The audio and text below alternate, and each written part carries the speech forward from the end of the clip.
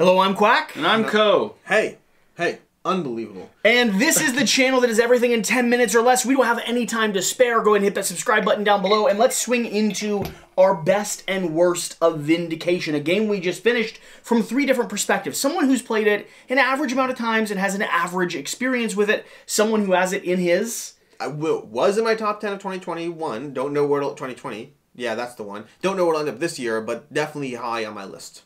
Top 10 at one point or another, and one person who has... This is my first play. Ta-da! So, let's swing into our highs and lows, the best and worst of this game. Senator, do we want to do a 30-second overview and then dive in? Sure, 30 seconds. Basic idea of Vindication is a game where you want to win, ideally. You're going to be winning by going around trying to find the engine that works for you. Everything in this game gives you points. It's basically a point salad Euro game disguised as a bit of a Ameritrash running around, accomplishing quests, all that kind of thing. You can either go for traits over here. Traits will give you various level up abilities and points. You can go for relics. Relics will give you various abilities and points. Monsters will go ahead and give you various abilities and, well, also endgame scoring that we forgot to give you in the last game. Past that, we're going to go ahead and get various companions. Companions are going to give you 2 honor or 1 to 3 honor per companion, and then you're trying to tie all of that into the best way to score points in the game. I'm skipping a whole bunch of stuff because I have 30 seconds and I'm already past 30 seconds. Yeah, that's fair. This is going to be a cube pusher at the end of the day.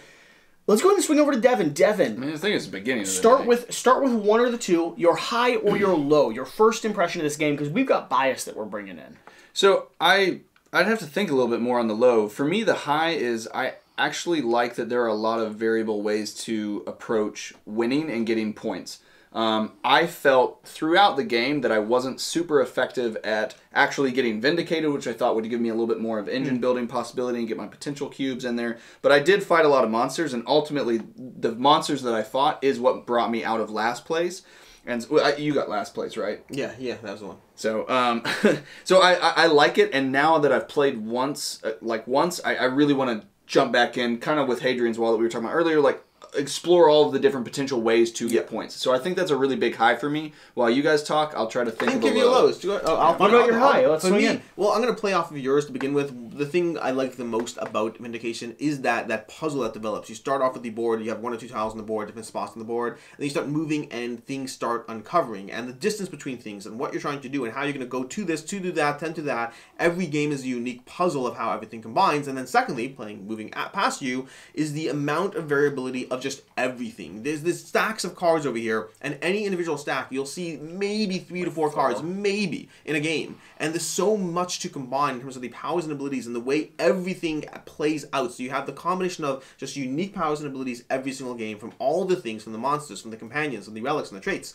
Combine that with the board state that's always different, and you just have a different puzzle every single time you jump back in, which is why I have yet to get bored of Vindication and have not added any of the various expansion content I have for the game because I haven't felt the need. My high is going to be twofold. First off, this is going to be a cube pusher, and an excellent one at that. You're combining cubes, shifting cubes, moving cubes. Everything is about taking these resources and redistribute them across the board. There's a tight economy on where you utilize your powers, how you move them, when you take a time to rest or use like 8 to shift up at the same time, and it always feels like you're making tactical decisions around the same little pile of resources that you have.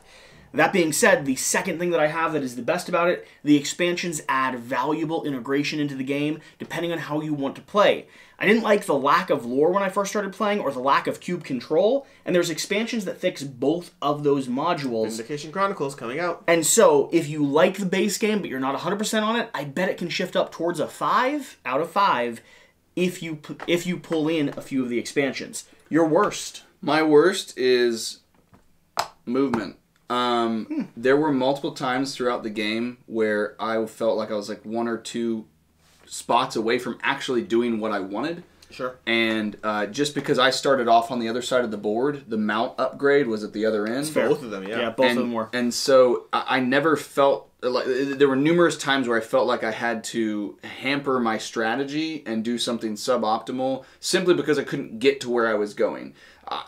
I don't know, if maybe the base speed was like 3 instead of 2, I wouldn't feel so claustrophobic in the amount of places I'm able to go, because I can move through people, but I can't be on the same spot as them. So there were just numerous times where I wasn't where I wanted to be, and I just wasn't able to actually vindicate myself, which was one of the last things I was trying to do before what I assumed the end game would come around. And so movement is the one part that in this particular session felt limited to me, and I didn't enjoy how it affected my player strategy. Makes sense. My worst is going to be the fact that this is a cube pusher, and I know it's the thing that I said for the best as well. Listen, I hated the lack of theme in this game. This game promised me so much lore, so much world building, so much you're a wretched, washed up degenerate, and you're trying to redeem yourself, and yet when it comes down to the heart of it, it's going to be shifting cubes and resources, and here's the problem with that. That's more of a Euro mechanic. It promises me a full information game, one that I can be strategic about,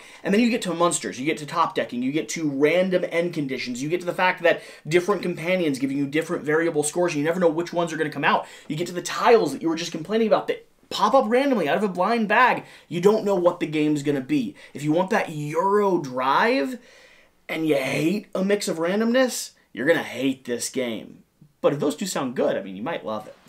For me, there's two things. One's more of a nitpick, but that's the fact that not all cards are created equal. At least I don't feel they are. Sometimes you get lucky with someone being next to it in at the right time that a good companion comes out. I think there are better and worse cards. Very minor nitpick because there's enough stuff going on, but worth noting. But to me, the fact that this game could end in At 45 minutes or 30 which minutes... brings me to my second aspect, which is the game end for Vindication is one that I find it ranges wildly between 45 minutes to 2 hours. 2 hours, yeah. So that means, like, that's the range I have, which means when I sit down and play Vindication, I don't actually know how long I'm signing up for at all. I might be able to play 2 games of Vindication, or I might walk into my second game and then be up till 3 in the morning. We were at an hour and 12 minutes on the camera, which means our gameplay was 40 minutes long. Correct, roughly. And so, yeah, so that lack of knowledge of what you're signing up for can make it slightly harder to plan around it. If it sounds like I'm stretching, I am. This was in my top 10 games, and so I have to stretch. I could, as someone who is new to this, I know you both have different levels of experience, I could see this rising very heavily for me. For the same reason that you and I had a conversation about Hadrian's Wall and other games that we've played so far this weekend, is that